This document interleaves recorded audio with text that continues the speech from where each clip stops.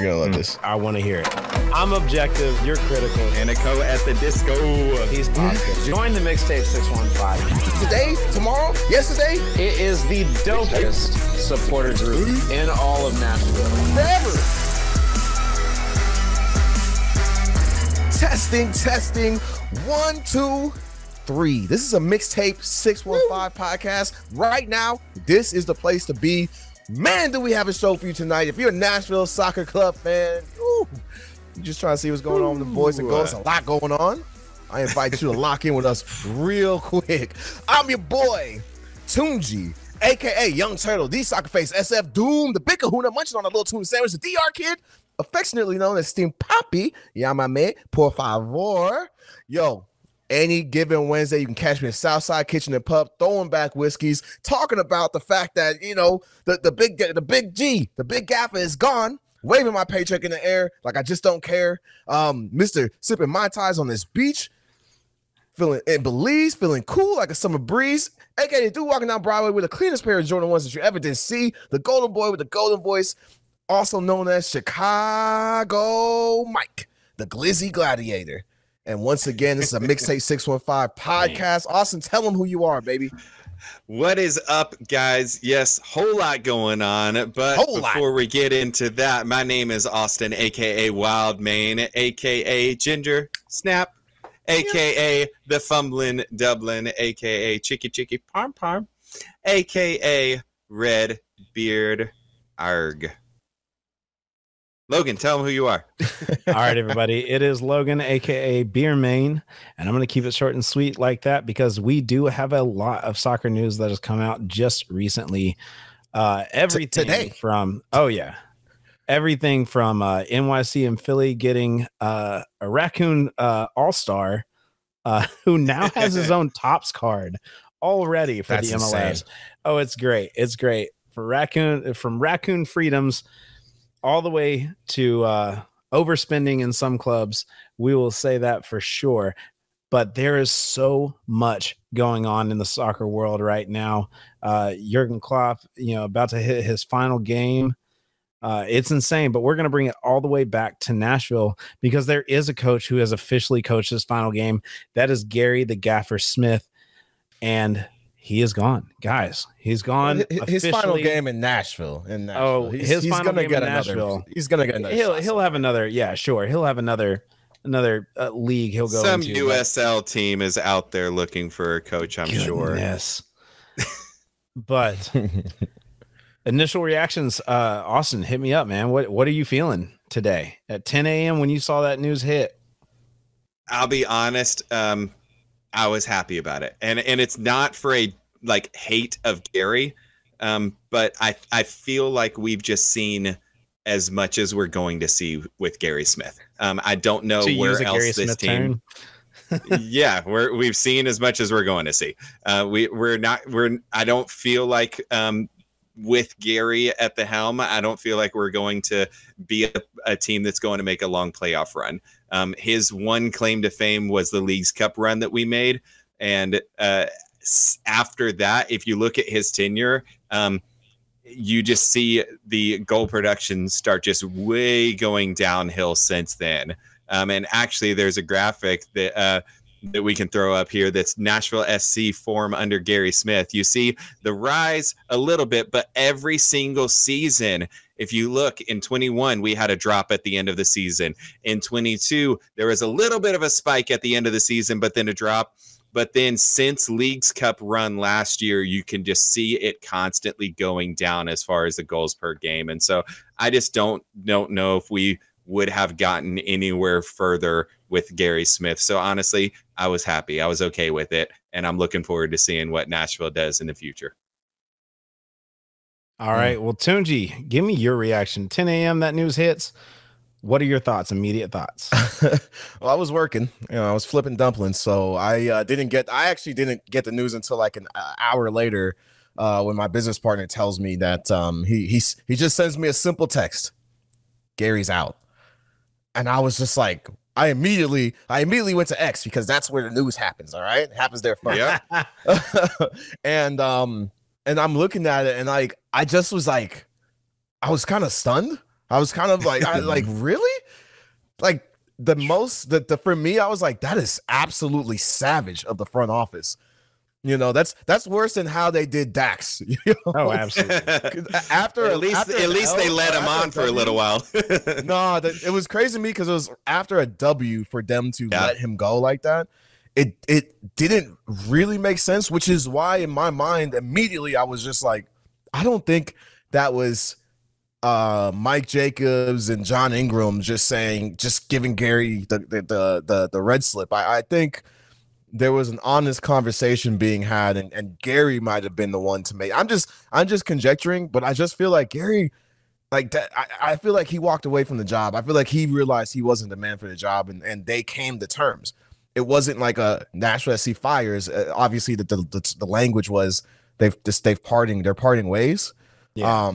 But to me, it was. I think this was like Gary. They keep calling it Gary's departure. And this is, dude, what I would not kill to be a fly on the wall in whatever room that conversation was had. Because I'm wondering, like, what happened? Like, really, what happened to make them do it now? What makes me think it was what makes me think that it was a departure and not a firing is I think it was a forced departure. Even with last night's W, you could see that the goal production last night, even so, was not up to par. It was not up to snuff. You could tell that they were inches away from both of them being out, like inches away from that being the case. And I see that also as Steve Guppy is leaving, that Steve Guppy, I'm on Gary's side. I think if Gary's gone, Steve is gone. And that's when you see it. Okay, it's forced. It's not Gary staying on and saying, hey, or Gary stepping away and saying, you take the reins. We got this. It's both of them stepping out, and that's what makes me think that it's a forced out. Yeah, I feel like the decision was made after the loss to Charlotte. I know that we've not recorded since that loss. The last recording we were on a high because we had that 4-1 win, but then we've had the loss since then to Charlotte, and I feel like that's when the decision was made, regardless of the outcome of last night's game, last night being Wednesday, the 2-0 win over Toronto, which, hey, they're a good club. Now, granted, they were running their skeleton crew last night. Well, you know, so many people got suspended from their fight this last week. So they're running skeleton crew. So I don't know if you can say we beat the number 2 or 3 team in the league, whatever they are now. However, it was a good win. And it was a little surprising to see Gary Smith leave after 2 wins in the last 3 games. But that's what makes me think that it was a decision that was made after the Charlotte loss. I just don't know, man. I don't know, dude. Like, because I think something regardless happened. of which party, but that's what I'm saying. Regardless of which party, some conversation decided was had between Gary and the front office, and I feel like, in my opinion, I feel like he was saying, "Well, you're not giving me anything to work with, but you're giving me this is all just conjecture, right? But like, yeah, I mean, it just we does don't not know the conversations that were had right now. We have as much information as everyone else with the Instagram post. We know that it was called a departure. We know that Guppy is leaving. We know that Rumba Munthali is taking over as interim. You know, we have as much information as you guys. So right now we're conjecturing, but our initial reactions are going to be what they are. And honestly, I'm happy about it, regardless of whether he left voluntarily, regardless of whether it was a firing or it was just a forced and they let him save face.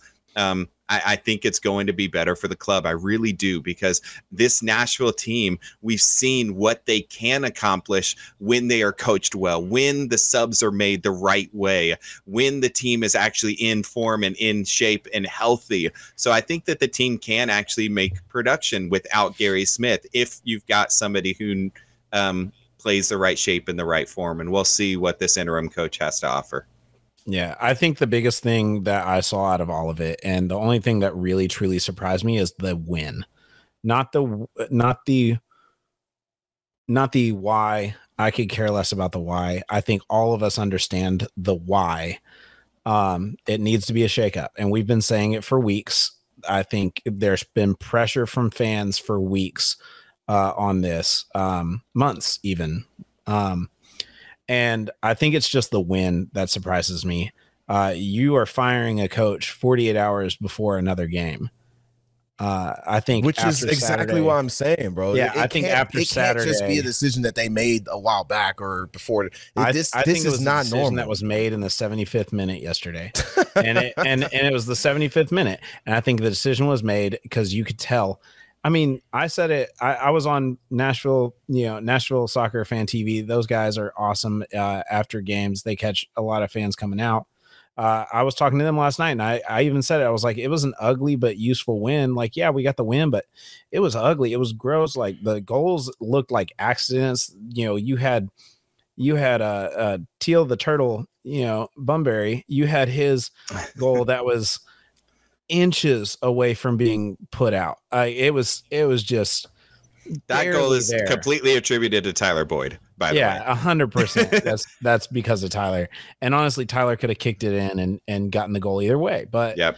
I mean, we're looking at two goals that were scored to win. I don't care about the. I don't care. I know the goals. I'm just saying care about the game. We're talking about Gary. We're talking about Gary. I even said it last night. Hold on. What I'm saying is, because after the game last night. I'm just saying, after the game last night, I even said, I'm like, Gary's still not my man. I could care less if it was a win, because they even asked, they were like, is it still fool's gold? Because, they've been watching our podcast too. And so I just told them, I said, yeah, it's more fool's gold. Like, this was an ugly win. This is not a Gary wins and saves face. This is the team came away with points and that's great, but that was not a win.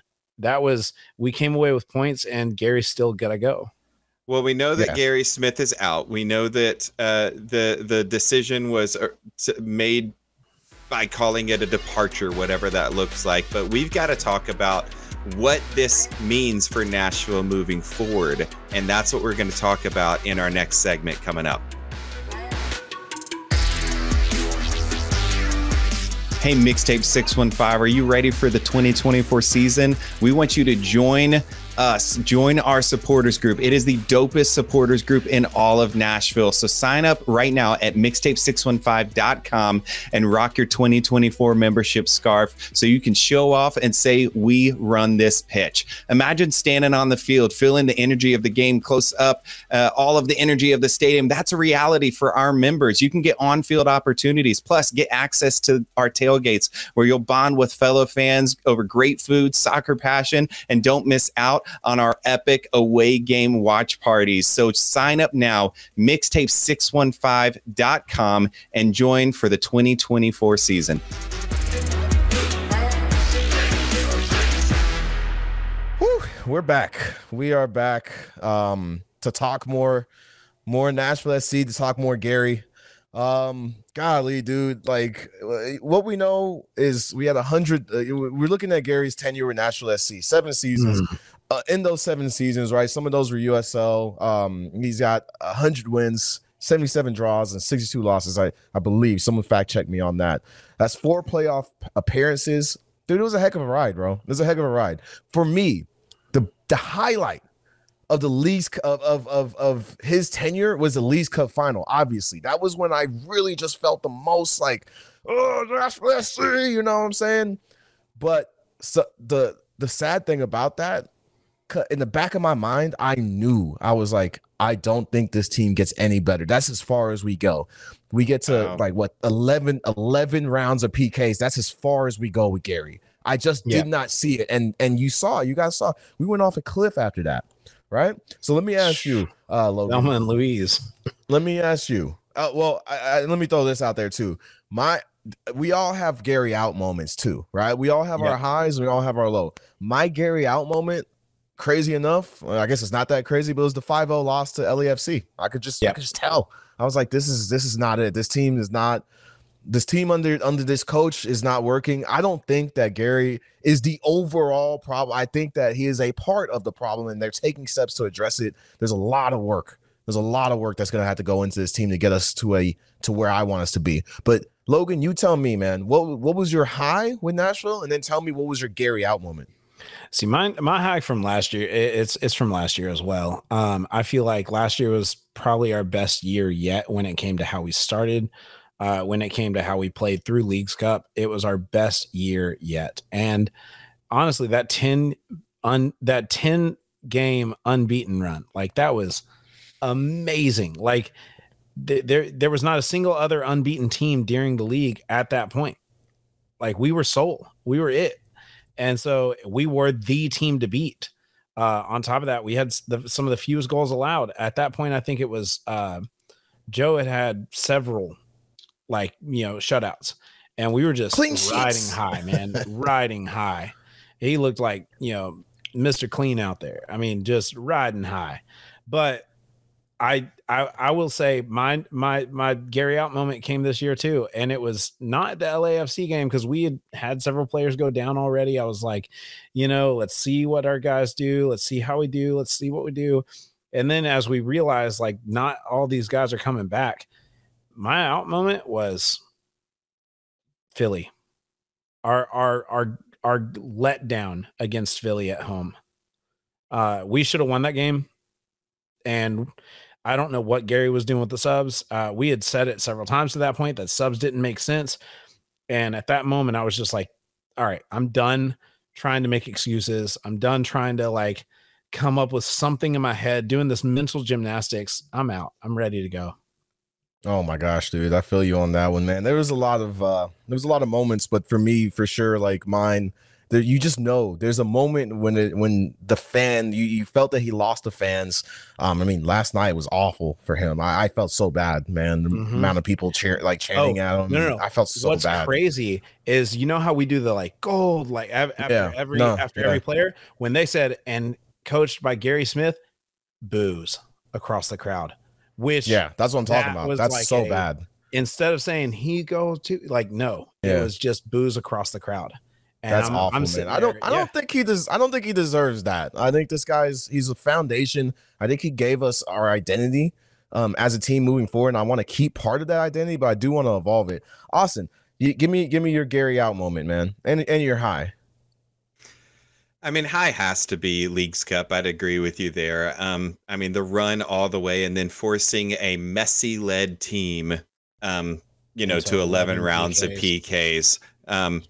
I think that has to be the high. My out started, I don't know if I have one specific, this right here is my Gary out moment. It developed, it was that slow grow, and then it built and built and built and built. It was everything after Leagues Cup. It was like, well, maybe we were just tired after Leagues Cup, and that's why we lost 4-0 to Atlanta. And then we were like, oh, well, maybe, okay, it's just that little hangover, and we've got a couple players injured. Walker's not 100%. Then when Walker came back, it was like, wait, is this what we're looking at now? Like, wait, did everyone figure this out? Wait, is Hani not Hani anymore? Like, I'm trying to figure out where the problem is. And then it just kept going into this season. He talked about how we're going to be attacking. We signed some good players. We signed Mackenzie Gaines. We signed Tyler Boyd. We signed Drew Yearwood. And we're like, okay, we're going to be that speedball because we've got Schaffelberg, and then a draw. And then a draw in Colorado only because of a late penalty. And then we were leading LA Galaxy, and then a draw. Yep. And then we had the LAFC loss. And then we're leading Philadelphia, and we were leading Columbus Crew. And, it's like all of these things just kept coming one after another. And it's like, Gary's done. I'm done with Gary. There is no way. Yes, we saw what they could be in that Charlotte match, but it's been over for a while for me. And it was like slowly building, and then it just came to a crescendo. And I think I was done. I feel you. My secondary Gary out moment that also just cemented it for me was just the consecutive 3-1 losses to Inter Miami. I don't ever want to lose to Miami again. I don't care if they have Messi. I can't go through that pain of Leagues Cup final. I want to beat them in something that matters. All right. I mean, that was the first one that we lost to them in regulation. So it felt like he doesn't have an answer for them. It just, you know what I'm saying? I've said this before. That was a big part of, in my mind, why he knew he had to go. Or I don't know if he knew or if he was blindsided. I still think it was to me, the way it happened, I'm going to stand by it. I think that this was a real decision made by Gary. It was like, I can't stay here anymore. But what we do have a new coach, a new interim coach. His name is Rumba. I think it's Rumba Munthali. Austin, I know you did some research. How do you feel about him leading the team? Like, what do you feel about the team right now? The fact that we have a Rumba Munthali leading us forward. Like, what does that mean to you for the rest of the season, actually? I think it can be good. I think there is some upside with this guy. He coached in Kansas City, their academy teams, the U17, U19, and actually had some success. Kansas City actually signed 12 of his players that he grew through that system. So I think that it's good. And the fact that he's been our player development coach, I think he's already got the rapport with our players. So that can be good. Like I said, I'm using a lot of can because a lot of conditionals, but he's losing a lot of conditionals from this guy. Like I don't know who this guy is. Yeah. So no, I think that it can be good. I think that the fact that he already has rapport with our players, and what I've seen on paper from our players, what I saw this last match and the Star Wars match, the 4-1 win over Montreal. The players have the talent, and if this guy is who is developing that talent, then hopefully he puts what he sees in training on the pitch. Look, we're gonna give him a chance. Obviously, we should give him a chance.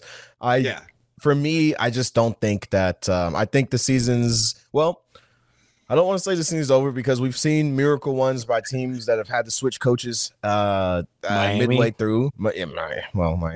There was extenuating circumstances. There was very extenuating circumstances. Yeah, and it starts and ends with messy. But here's the thing. I think for me, I feel like, this season's essentially a throwaway. Like, we just need to start determining who we're going to be.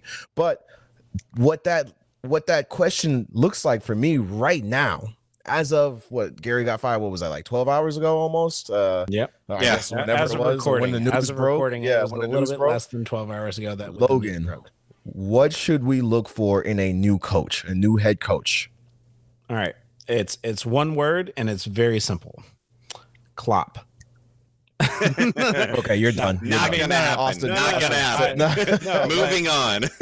In all seriousness, I think we need another guy who is determined, who can get the buy-in from the players immediately, and I need to see somebody who can under-promise and over-deliver. I mean, you want somebody who can come in, truly get the guys under the belt, and just show his. The reason he is a coach is to make sure he puts the right people in the right places at the right times. I need to see better subbing. I need to see better play. I mean, we've got a guy in Alex Wheel who, because he's had to play all over the field over the last several years with us, over the last few years with us, he is now in a amazing position this year. And again, I'm wholly on his side now. Even this last game, just in amazing positions to be able to put himself up front. And why are we playing him in the back still? Like, I understand we've got pieces missing, but dadgum, that guy is good. Like, let's, encourage that. Yeah, no, I feel you, man. I feel you.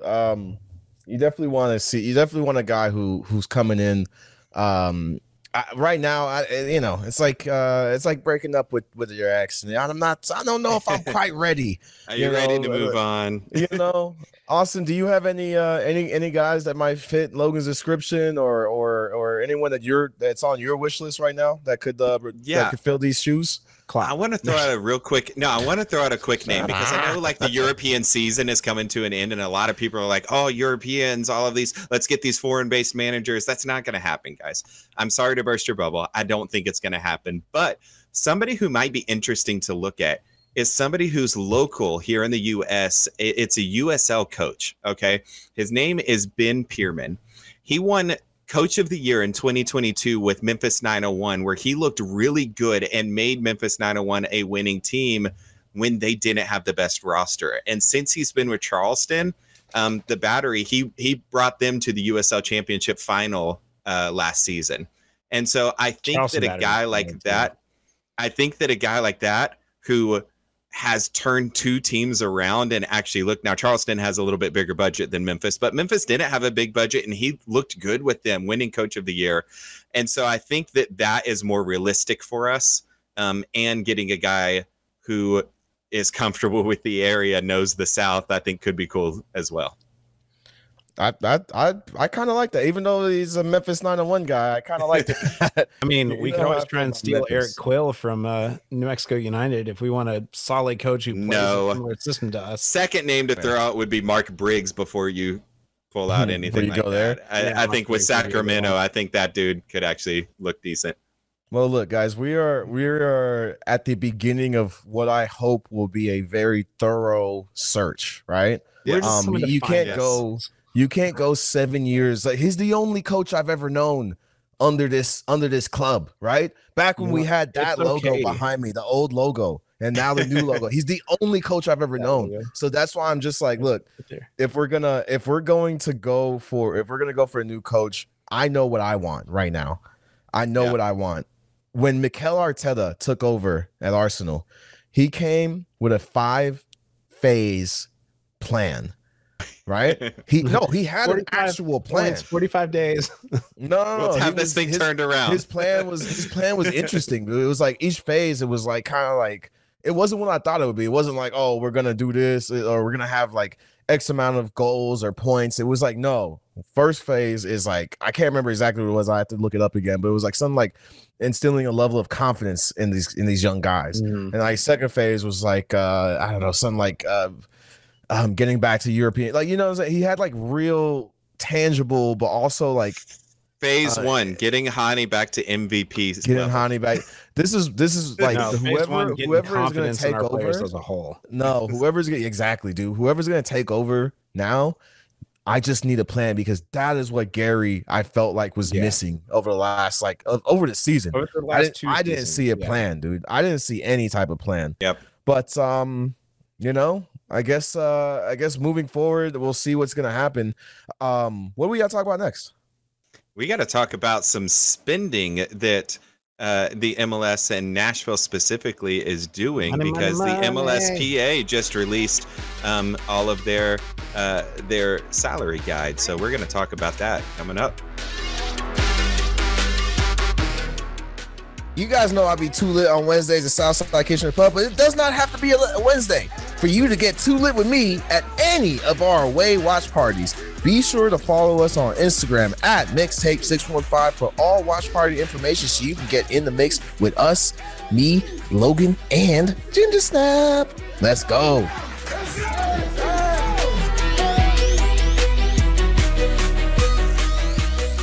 All right, guys, we are back and we are talking MLSPA salary that just got released, all of the salary guides. Nashville is, according to these numbers, is the 4th highest spending team in the MLS. I'm pretty sure we've been complaining about us not spending, right? I'm pretty sure that's now this is what, when it comes to guaranteed money, rather. So I want to make sure that I point that out. It is guaranteed money. However, DPs are included in that. So when we look at the 4th highest, we don't have a big European signing. Sam Surridge is not, like, he was at the time, like, oh, we're glad that we got him, but he's not that big name European signing. Like, you've got the Messi, the Hugo Lloris, Giroud that just came over to LAFC. What's his name? Forsberg in New York right now. We don't have one of those names in Nashville, and yet we have the 4th highest guaranteed spending per year. I think that's because you've got a bunch of they focused on signing veterans, right? And veterans want that money guaranteed. They've been playing a long time.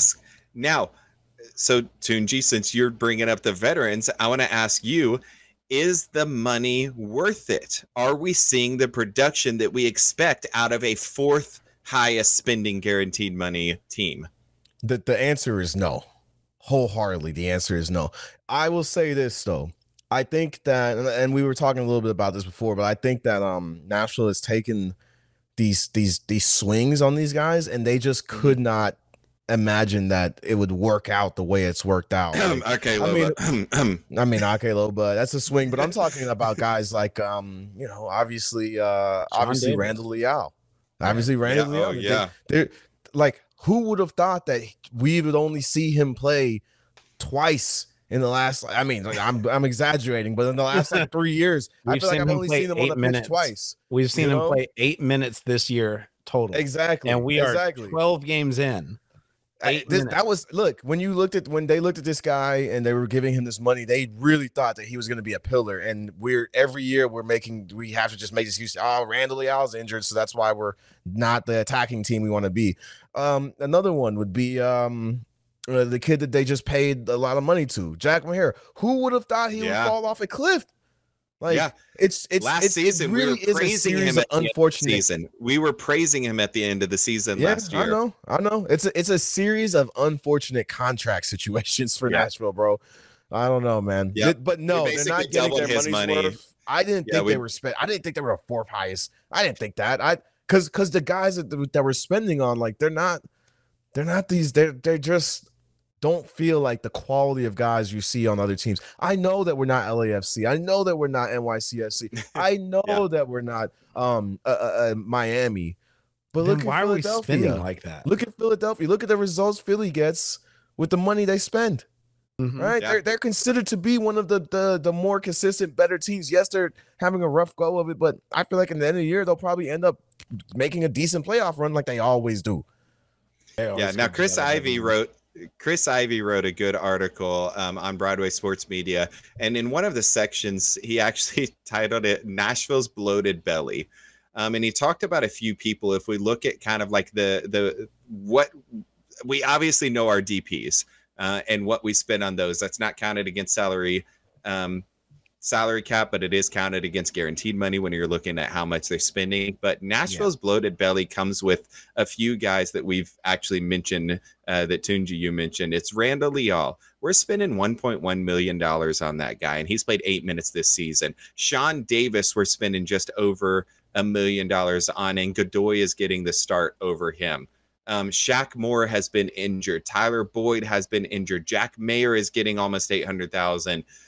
Anibal Godoy, who's getting over $700,000, but he's like 34, 35 years old. So we look at what Nashville is spending on these players, and if I look through just that list in general, the only name that really sticks out to me, or rather two names that really stick out to me, are Shaq Moore and Tyler Boyd. If they're healthy, those guys are worth it.